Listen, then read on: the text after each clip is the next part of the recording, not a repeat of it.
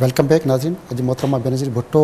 की शहादत के हवाले से ख़ुसूसी प्रोग्राम में अॼु असां मेहमान गॾु आहे डॉक्टर सफदर अब्बासी, पाण सेनेटर है। मोहतरमा बेनज़ीर भुट्टो जो वेझो साथी पिण है। डॉक्टर साहब ॻाल्हि पहली मोहतरमा के हवाले से मां उहो पुछां थो लंडन एग्ज़ाइल जे दौरान इहा हिकिड़ी खिचाव शुरू थी जेके भुट्टो साहब जा पुराणा साथी हुआ उन महिल जेको आहे सो जेके नवां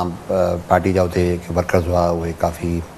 मोहतरमा जे वेझो ईंदा विया, जंहिंमें नाई साहब बि आहे, असांजो सफदर हमदानी साहब हूंदो, तमामु पुराणो पार्टी जो कारकुन हुयो, इक़दार अली शाह साहब हूंदो, हुनजो खोड़ सारा माण्हू आया, काफ़ी सारा माण्हू जेको आहे सो पार्टी में एक्टिव थिया। हुन खां पोइ जॾहिं मोहतरमा 86 ॾहीं अप्रैल ते वतन वापसि आई त हुन खां पोइ जेको हिते जहिड़े नमूने हुनजो फ़क़ीदुल मिसाल इस्तक़बाल थियो। मां सम्झां थो जेको 18 अक्टूबर जो इस्तक़बाल हो उहो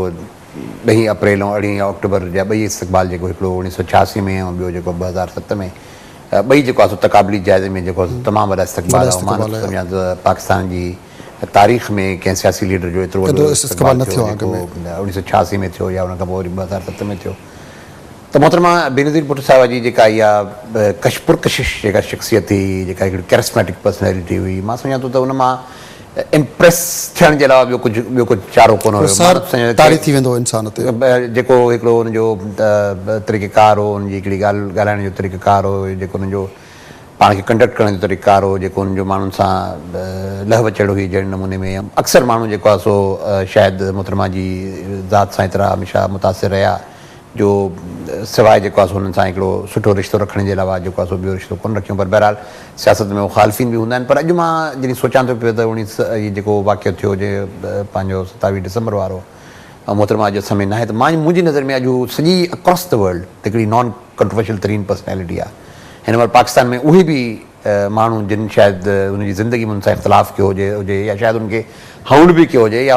हुननि सां सियासी मुखालफ़त या मुखासमत बि रखी हुजऊं, पर अॼु मां महसूस थो कयां पियो त उहे तमामु माण्हू जेके आहिनि से अक्रॉस द बोर्ड इहो फील था कनि पिया त शायदि उहा पर्सनैलिटी। मोहतरमा बेनज़ीर भुट्टो जो नज़रियो आहे, जेको मिशन आहे, जेको हुन नारो ॾिनो, जेको हुन कमु कयो माण्हुनि जे लाइ, आवाम लाइ, अॼु पाकिस्तान पीपल्स पार्टीअ जी मोहतरमा बेनज़ीर भुट्टो जी ॿारल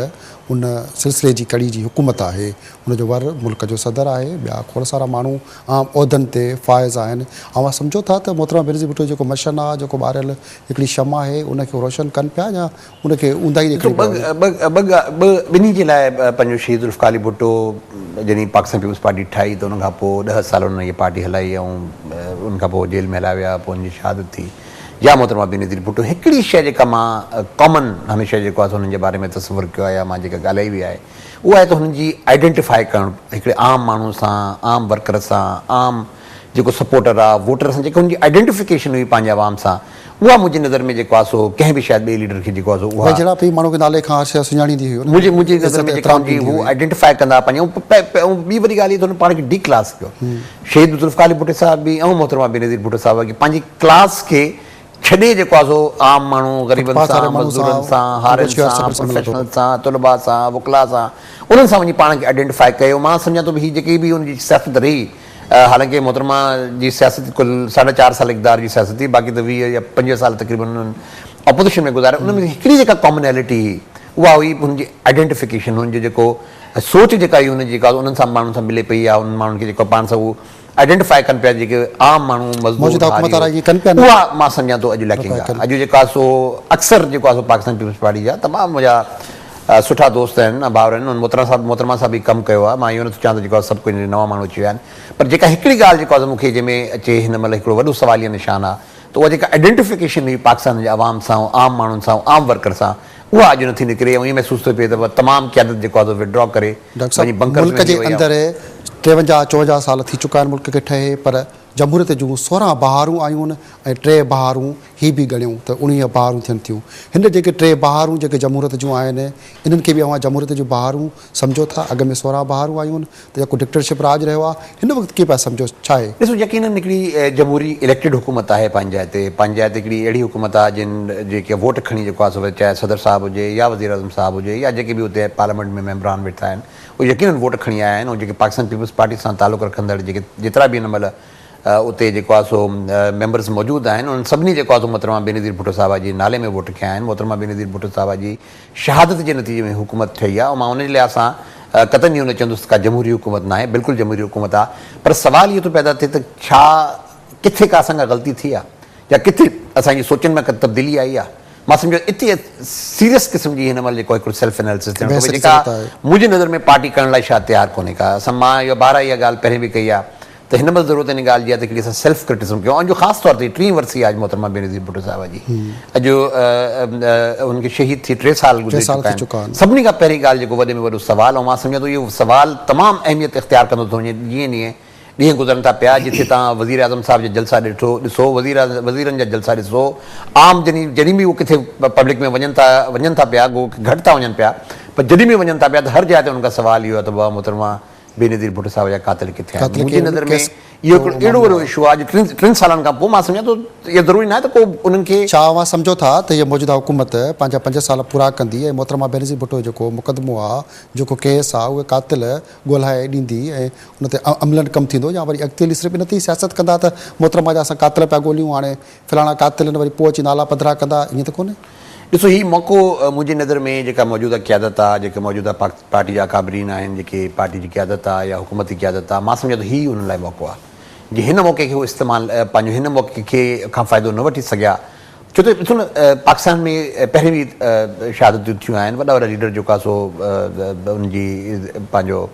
शहादत थी आहे, मौत वाक़ियो थियो आहे। पर हीउ पहिरियों दफ़ो अहिड़ी असां हिकिड़ी आइडियल सिचुएशन में आया थिए जिते मोहतरमा बेनज़ीर भुट्टो साहिब जी शहादत खां 3 महीननि जे अंदरि उहा हुकूमत ठही जेका मोहतरमा बेनज़ीर भुट्टो साहिब जे नाले में ठही, उनजी पार्टी जी हुकूमत ठही। हाणे जे तव्हां को एक्सक्यूज़ ॻोल्हण जी कोशिशि कंदो, मां नथो सम्झां त माण्हू तव्हांखे को बि एक्सक्यूज़ ॾियण लाइ तयारु थींदा, बिल्कुलु क़बूल न कंदा। मुंहिंजी नज़र में हीउ टाइम आहे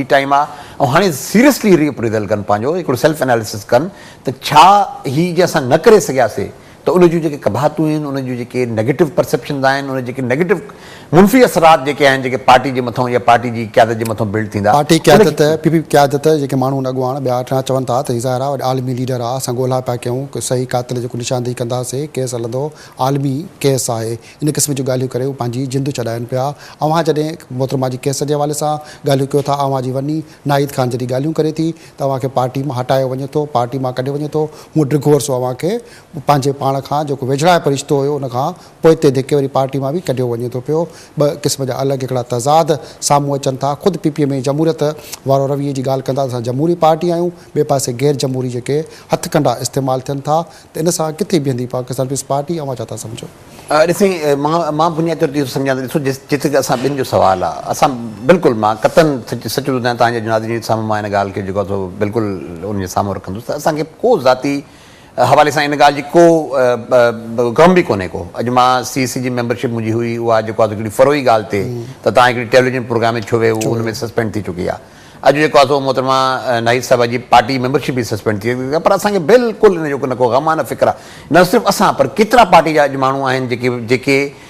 जिन जी मेंबरशिप सस्पेंड थी चुकी आहे, जेके पार्टी जो उहिदनि मां कढाए विया आहिनि, जेके बाक़ाइदा रिटन जेको आहे नोटिस इशू कया विया आहिनि, छाजे करे जो तव्हां हुननि ॿिन्ही सां हलो था पिया, तंहिंजे करे तव्हांजी जेको आहे पार्टी में असांखे ज़रूरत कोन्हे का। सवाल ई पर इन्हनि तमामु ॻाल्हियुनि जे बावजूदि बि अॼु ताईं बि असां कॾहिं जेको आहे सो पार्टी जी जेका बुनियादी असास आहे न उनखे चैलेंज कयो आहे, न जेको आहे पार्टी जी क़यादत खे कॾहिं असां चैलेंज कयो आहे। इशू सिर्फ़ु हिते थो अचे पियो त जंहिं पार्टी जी क़यादत बुनियादी 3 उसूलनि ते जेके मां सम्झां थो तमामु अहम आहिनि, हिकिड़ो त पार्टी हिकिड़ी नज़रियाती पार्टी आहे, पार्टी हिकिड़ी ऐं इन नज़रियाती पार्टी खे जेसिताईं तव्हां इंस्टीट्यूशनल हुनखे बुनियादु न ॾींदो, हिकिड़े इदारे जी हैसियत में हलाइण जी कोशिशि न कंदो, त हू जेके पर्सनैलिटीज़ जेके मोहतरमा बेनज़ीर भुट्टो साहिब जी या जेका शहीद ज़ुल्फ़िकार अली भुट्टो जी पर्सनैलिटीज़ जॾहिं असां वटि अॼु कोन्हनि के, त अॼु ज़रूरत ॻाल्हि आहे त असां हिन पार्टी हिकिड़ी इंस्टीट्यूशन में हिनखे तब्दील कयूं। ज़ाती हवाले सां न पर्सनल अप्रोच जेको आहे हुजणु न खपे। ज़ातियात जो दख़ल वधी वियो आहे, ज़ातियात जो असरु वधी वियो आहे, ज़ाती दोस्त, ज़ाती ख़ानदान, ज़ाती माण्हू, मुंहिंजा दोस्त, इहा ॻाल्हि जॾहिं तव्हां कयो था पिया त पोइ यकीनन थी सघे थो इक़्तिदार में तव्हां जेको आहे सो इहा सभु शइ करे वञो, पर जॾहिं तव्हां उहो अवाम में ईंदो, जॾहिं वापसि ईंदो त इहा शइ जेको आहे न हली सघंदी। जेतिरे क़दुरु असांजो सुवालु आहे, सियासी कारकुन आहियूं, असां सियासी कारकुन पंहिंजी रस्तो वठणु ॼाणूं था पिया, असां हर सियासी कारकुन पंहिंजी रस्ते जी राह जेको आहे अलॻि नई पार्टी ठाहींदो न। असां तमामु कैटेगोरिकली इहा ॻाल्हि चई आहे त पाकिस्तान पीपल्स पार्टी असांजी पार्टी आहे, शहीद मोहतरमा बेनज़ीर भुट्टो साहिब आहे, शहीद ज़ुल्फ़िकार अली भुट्टो असांजे लीडर आहिनि। असां अॼु बि इहो सम्झूं था पिया त असां हुनजी जेके क़बरूं आहिनि, जेके हुनजा अफ़कार आहिनि, जेके हुन जूं सोचूं आहिनि, जेके हुन जूं जेके कमिटमेंट्स आहिनि, अॼु बि जेको आहे असां उन मां ई रोशनी था वठूं पिया। असां पाकिस्तान पीपल्स पार्टी में काॾे वञण लाइ तयारु कोन आहियूं। पाकिस्तान पीपल्स पार्टी असांजी जमात आहे, इंशाअल्लाह धमाल हमेशह इहा असांजी जमात रहंदी। इन सां कमिटमेंट अॼु बि 27 डिसंबर 2010 में बि उहा ई कमिटमेंट आहे जेका शायदि 27 डिसंबर 2007 ते हुई। उन में जेको आहे का बिल्कुलु तब्दीली न आई आहे, न जेको आहे असां हुनखे ईंदड़ ॾींदासीं। हा, इहा ज़रूरु आहे त असां सम्झूं था पिया त जीअं असां अॼु इहा ॻाल्हि न कईसीं जेका मोहतरमा बेनज़ीर भुट्टो साहिब जे कातलनि जे हवाले सां, पार्टी जे कारकुननि जे हवाले सां जेका हिकिड़ी तमामु वॾी गैप क्रिएट थी चुकी आहे, जेका अवाम ऐं हुकूमत में ज़ाहिर आहे मोहतरमा बेनज़ीर भुट्टो जे कातलनि जे हवाले सां जेको माण्हू ॻाल्हि न कंदो या उन कातलनि गिरफ़्तारी लाइ ॻाल्हि न कंदो, तारीख़ उन्हनि खे कॾहिं बि माफ़ु न कंदी। डॉक्टर साहिब असां ॻाल्हियुनि जो सिलसिलो हितां सां जारी रखंदासीं, पर वक़्तु आहे नंढी ब्रेक जो। नाज़रीन, अॼु असां सां गॾु महिमान आहे सेनेटर डॉक्टर सफ़दर अब्बासी। मोहतरमा बेनज़ीर भुट्टो जे हवाले सां, उनजी यादुनि जे हवाले सां खोड़ सारियूं ॻाल्हियूं कबियूं, पर नंढी ब्रेक खां पोइ।